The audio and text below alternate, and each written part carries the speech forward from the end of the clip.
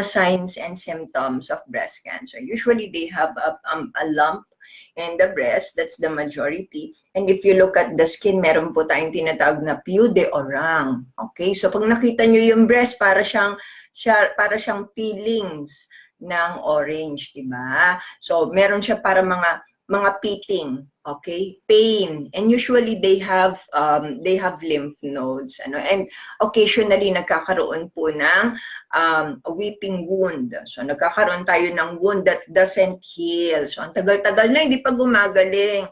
Tapos pain, ayan, yan yung mga most common symptoms of breast cancer. Again, if you talk about cancer, you have, especially for breast cancer, ovarian cancer, you have to change your diet, okay? Kailangan unang-una, do not be eating foods that are rich in sugar. And it's better for you to research on xenoestrogen, GMO, endocrine disruptors. Because these are the more common causes of cancer right now. So, marami yan, mga plastic, yung mga kinakain po natin, usually yung mga nilalagay natin sa katawan, mga shampoo, ayan, yung mga SLS na tinatawag natin, sodium lauryl sulfate, they're not very good for us. So, again, I told you about guyabano leaves, okay? Dapat mainstay na yan. And hindi po totoo yung chismis, because they're saying Please address that. Yeah, they're saying that guyabano can cause anemia, Now, this is my take on that, especially when everyone is demonizing guyabano leaves. I have used guyabano leaves for 15 years already. And some of my patients, they have been taking it for years. Ang tagal-tagal na. And some of them, they don't have anemia. They did not develop anemia as a result of guyabano leaves. But some, they develop anemia. But it's not because of the guyabano leaves. It's because of their cancer. Kasi ang cancer, one of the symptoms is chronic anemia. Okay, pag may cancer ka, usually may chronic anemia ka din. Okay, so meron ka ding chronic blood loss. So lalo na kapag meron kang problem sa colon, so minsan tumatay ka ng dugo, then you would have chronic blood loss and you would have anemia, but not really with guyabano. So yung mga nababasa po ninyo, some articles that have been written about guyabano leaves, well, you have to ask yourself, who wrote it? Who wrote it? They're going to tell you that the guyabano leaf is not good for you, but you can take this medication. Really? Mm-hmm. Can you please show me a medication, an artificially produced medication that does not have a side effect? Yeah, who wrote it? Who wrote it? Where does the funding come from? Yeah, who wrote it? Tapos, clinician ba siya? Baka mamaya, hindi naman siya clinician. Na-demonstrate ba niya? Exactly. Was he able to demonstrate that guyabano leaves? Because as much as I know, some people, they will not waste time on natural medicine, to debunk natural medicine. Majority really would, just leave it alone. Kasi hindi siya masyadong profitable. It's not profitable on their part. Well, that's the biggest aspect of what Dr. Farrah is really about and what she's done, because first and foremost, she's a clinician. Mm-hmm. She's not some formulator. She's not some expert, some guru. Mm-hmm. She was a clinician. Mm-hmm. Someone who was actually in the trenches fighting the battle against cancer and degenerative diseases for 16 years, mm-hmm. Treating over 150,000 patients. So mm-hmm. everything she does when it comes to her products, I want everybody to understand this.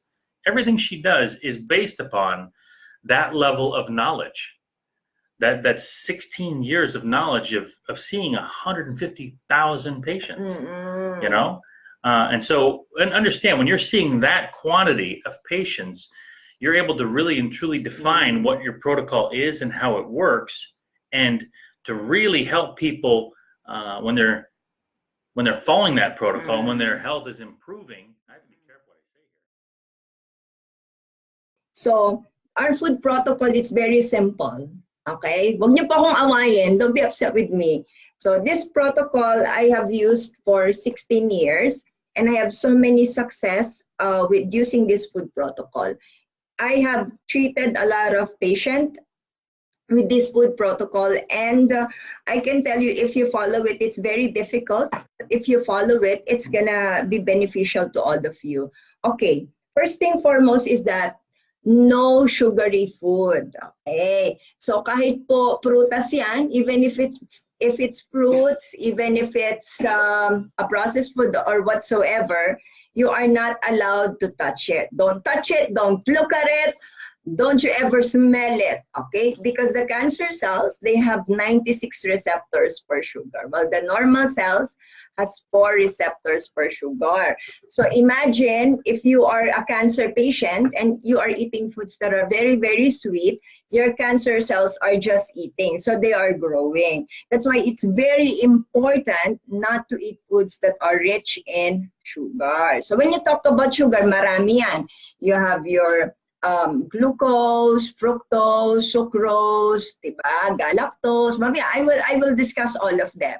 Okay, so if you're gonna eat any fruits, preferably the ones that is not rich in sugar. Okay, so wag po kayong kakain ng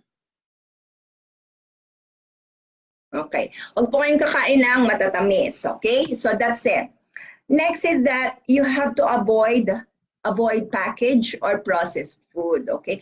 Especially tocino, diba? Dahil mga Pilipino, mahilig tayo sa tocino, sausage, okay? I remember when I was young, I would go to turo-turo, diba? May mga turo-turo tayo dyan, and then we would just eat, you know, the hot dogs there on stick. Actually, cancer on stick. Okay, they're very, very bad for us. They're rich in nitrates, and nitrates has been implicated in a lot of cancers, particularly stomach cancer. Okay, so do not eat packaged and processed food. They're not good for you. Okay, how about rice? Okay, this is the one that's very, very controversial because we are Filipinos, diba? We love rice. Okay, so if someone tells us, do not eat rice, you know, we are emotional with it. And I remember there was this politician who told us do not eat rice, and everyone was ganging up on her. Actually, what she is saying is actually simple, because rice, anything that is white bread, white pasta, okay, these are simple carbohydrates. And if you eat simple carbohydrates, they will be converted to sugar immediately, okay? Hindi sila katulad ng complex carbohydrates. So do not believe the hype, okay? If you're gonna tell me like, si Dr. Farrah, she would always ban all of these carbohydrates. That's not true. That's not true. I only ban simple carbohydrates for my patient, okay? And for all of my followers, okay? Back then, when I was in Phil, okay? Ito po ay nung nandun po ako sa Pilipinas. So, because here in the US, I'm not a licensed medical doctor here in the US yet. Okay, so you are not allowed to eat simple carbohydrates, okay? But complex carbohydrates, they're good for you, okay? So what are complex carbohydrates? Vegetables, yeah, fruits, yan. So again, fruits, wag matamis. Okay, so sana po nagkakaintindihan tayo dyan. How about milk? Diba?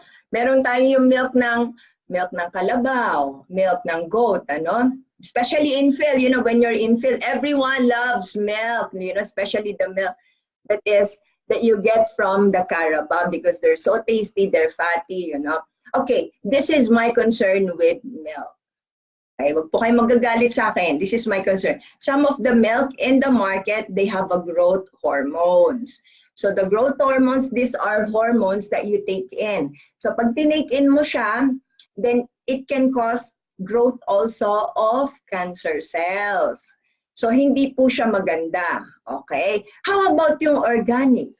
Now this is another problem. Okay? When we grow older, as we grow older, at the age of 20 up until 50 years old, we actually lose an enzyme, okay, to process all this milk. It's called lactase. So that time we don't have any more enzyme, okay? So most of us, we are actually lactose intolerant. So if you have lactose intolerant, you're gonna have diarrhea, nausea, vomiting, yan. Okay ba, boss? Are you okay? Yeah, yun ang sabi ni boss. Is okay. So that's my take in on milk. How about almond milk? Okay. How about soya milk? Okay, majority of the foods out there, if you're familiar with GMO, that's another problem of us, your genetically modified organism, particularly with corn and soya, okay? This GMO, there was a research, okay? Are you okay, dude? Okay, there was a research about GMO. And these genetically modified organisms, what are these? These are organisms that have been genetically modified to suit a certain purpose. Okay, and what is the purpose? To not die. Okay, kasi usually if you plant them, they will have problems, right? So there's a lot of insects that would eat them, you know. So this is modified, they are modified genetically, so the insects will not eat them. Or the insects, yeah, genetic, okay? Pwede din na they will not freeze, okay? Like in tomatoes. Some here in the US, there are tomatoes here that, you know, they put a gene on it, so it will not freeze during winter, okay? So the problem is there was a research about this, research and experiment, and linking that these foods, GMO, they can cause cancer, infertility, yan. So kaya maraming infertile sa atin, di ba? Nagtataka kayo, how come there's so many infertile right now? And I think one of the reason is genetically modified organism. So you have to be very careful with that, okay? So let me, I just caution you, okay? So it's really your decision if you wanna listen to me or not. Okay, nuts! Diba? Ang dami nagtatanong sa akin, Doctor, how about nuts? Yeah. So the problem with nuts is there's this contamination with the fungi. Okay, it's called aflatoxin. So the aflatoxin, and it's especially in peanuts, okay, they can cause liver cancer. One of the most dangerous cancer in the world, liver cancer. You can get it from contamination, eating peanuts or nuts that are contaminated with fungi or aflatoxin, okay? And some of us, we are allergic. Okay, so if you're allergic to peanuts or nuts or whatever types of nuts, it's better not to eat it. Okay? So, particularly, how about oatmeals? Ayan, di ba? Ang dami nagtatanong oatmeal, sweet bread. Ayan, di ba? How about them, Doktora? Okay. Now, the problem with them is they are highly inflammatory. Okay? So, usually, yung mga patient or yung mga followers natin, if they eat it, they cause inflammation in the body. Okay? Now, inflammation is one of our worst enemies. Kasi if you have a lot of inflammation in the body, guess what will happen to you? Okay, it's associated with many illnesses, diabetes, hypertension, cancer. Oh, I have another. Yes, so say hello. Oh, she just woke up. Yeah, what are you gonna say? What are you gonna say to the followers? Yan, it's so early in the morning. Oh, Gabi, Henry, how was your sleep? Did you dream about Mama? Oh, that's awesome. Okay, so we're gonna go to yogurt and kefir. O, diba? May nagtatanong yogurt and kefir. Okay, diba? Diba, Doktora, dairy yun? Diba? Okay. I have read in one of the literatures last time, and it says that actually they're not only good for cancer, and the lactose there, it's converted already to lactic acid. So, okay yan, let's go. So you can eat yogurt, you can eat kefir or fermented foods. They're good for us because they supply our body with bacteria, with friendly bacteria. We are actually made up of bacteria. More on bacteria. Our body is more on bacteria. Yeah, rather than cells. Okay. Diba yung mouth natin? You heard it several times that our mouth is very, very dirty. Diba sabi nila, it's very dirty. Actually, it's not really very dirty. It means there's a lot of bacteria in the mouth. And it's there for a reason. Okay? Probably next time, I will discuss it to you. Bakit maraming bacteria yung ating mouth? How come our mouth is full of bacteria. There's very many reasons why it has to have a lot of bacteria. Friendly bacteria, of course. Pati yung ating gut, it has to have a lot of friendly bacteria. And they're there to help us. There's so many good reasons. Like, I will tell you right now, if you're gonna eat green leafy vegetables, they are made up of nitrates, nitrogen. Now, it is converted, it has to be converted to nitric oxide. And this nitric oxide, it's actually anti-cancer. It's not only anti-cancer, it causes vasodilatation for your heart. And you cannot take in nitrates, okay? The only reason why you can take nitrates is if your bacteria converts it to nitrite. And from nitrite, when you eat it, in your stomach, it is converted to nitric oxide. And nitric oxide is anti-cancer. Okay, so those of you who are listening, hi Antara, for those of you who are listening, you might want to research on nitric oxide. Okay, that's the one that I'm researching right now. It's actually very interesting. One of the best articles that I have read in my life, nitric oxide. Okay, so probably that's one of the frontier. Kung sakasakali, it's gonna be a frontier in cancer treatment. Hopefully.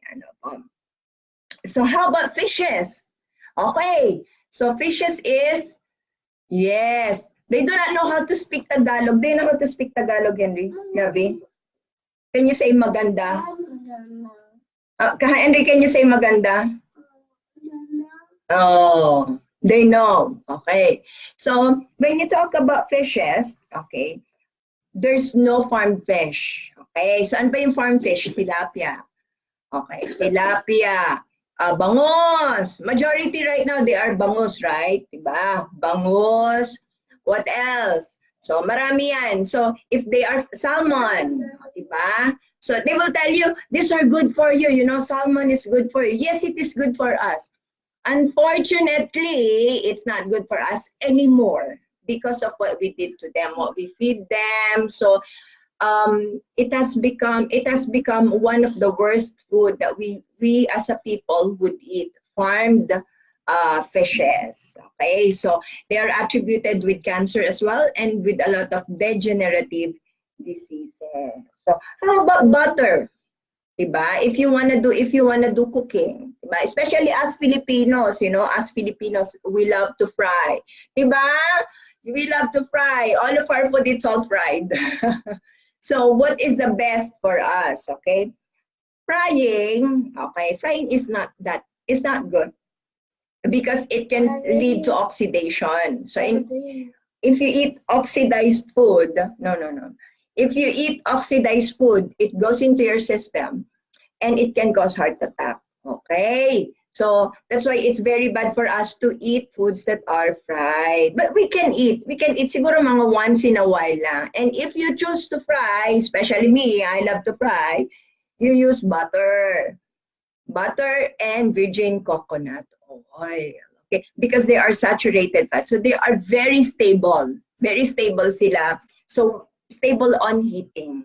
Okay, so pagka hinit mo sila, hindi sila masyadong na-oxidize. Unlike your unsaturated fatty acids, who are these? What are these?